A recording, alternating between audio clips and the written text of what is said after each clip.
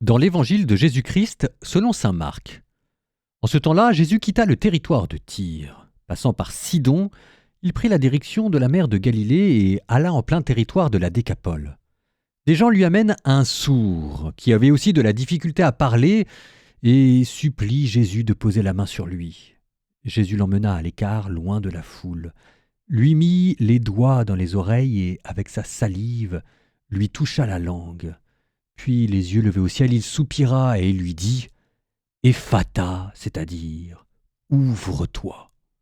Ses yeux s'ouvrirent, sa langue se délia et il parlait correctement. Alors Jésus leur ordonna de n'en rien dire à personne, mais plus il leur donnait cet ordre, et plus ceux-ci le proclamaient.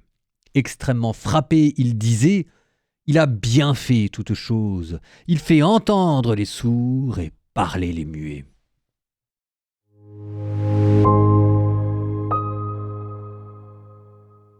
Moi, j'y peux rien, mais à chaque fois que je lis cet évangile, j'ai pas l'impression d'être dans Marc, j'ai plutôt l'impression d'être dans la Genèse.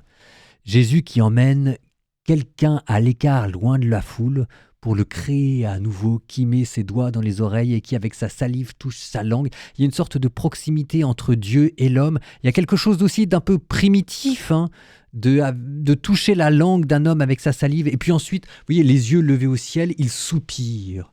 Et on vous dit quoi de la création d'Adam dans la Genèse ? Dieu prit de la boue, là aussi il y a quelque chose de primitif, et lui inspira une haleine de vie. Comment est-ce que Dieu inspira une haleine de vie à Adam ? C'est ce qu'on vous dit dans l'Évangile. Il faut imaginer Jésus, les yeux levés au ciel, qui soupire et qui dit « Ephata », c'est-à-dire « Ouvre-toi ». Ses oreilles s'ouvrirent, sa langue se délia, le premier homme apparut sur terre. Ce premier homme, si vous le voulez, ça peut être vous. Laissez-vous toucher par Dieu et je vous jure que vous aussi vous aurez l'impression d'être à nouveau plongé dans la Genèse. Dieu peut faire de vous un homme.